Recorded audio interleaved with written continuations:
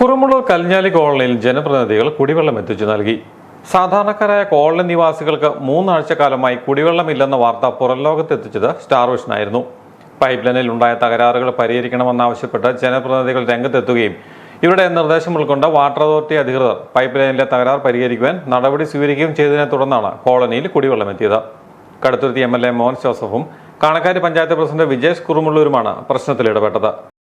18 ദിവസമായിട്ട് അവർക്ക് വെള്ളം കിട്ടുന്നില്ലായിരുന്നു. എന്താ വെച്ചാൽ അതിൻ്റെ മെയിൻ പൈപ്പ് പൊട്ടി ഒരു കോൺട്രാക്ടറുടെ ഒരു അനാസ്ഥ മൂലമാണ്. പക്ഷേ അതെല്ലാം ഉദ്യോഗസ്ഥന്മാർക്കും അതിനകത്ത് കുറേ വീഴ്ച സംഭവിച്ചിട്ടുണ്ട്.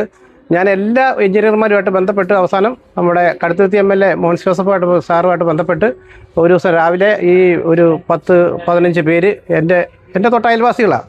ഈ കോളനി എന്ന് പറഞ്ഞാൽ എൻ്റെ തൊട്ട അയൽവാസിയാണ്. ഞാൻ ഇപ്പം പഞ്ചായത്ത് മെമ്പറും പ്രസിഡന്റും ആയെങ്കിലും അതിനു മുമ്പുമായിട്ട് എല്ലാവരുമായിട്ട് ബന്ധപ്പെട്ടിരിക്കുന്ന വളരെ ആത്മബന്ധമുള്ള ഒരു കോളനിയായിരുന്നു അത്.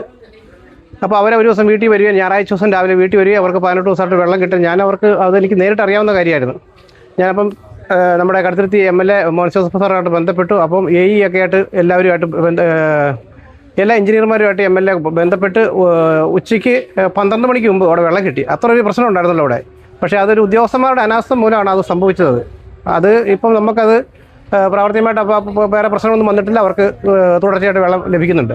പഞ്ചായത്ത് പ്രസിഡന്റ് പ്രതിനിധീകരിക്കുന്ന 13-ാം വാർഡിലെ കോളനിയിലാണ് 3 ആഴ്ചക്കാലം കുടിവെള്ളം സാങ്കേതിക കാരണങ്ങളുടെ പേരിൽ എത്താതെ പോയത്. പ്രദേശത്ത് അതിരൂക്ഷമായ ശുദ്ധജലക്ഷാമമാണ് അനുഭവപ്പെട്ടിരുന്നത്. പണം കൊടുത്ത് വെള്ളം വാങ്ങാൻ നിവൃത്തിയില്ലാത്ത കോളനി നിവാസികൾക്ക് ഇത് ആശ്വാസമായി.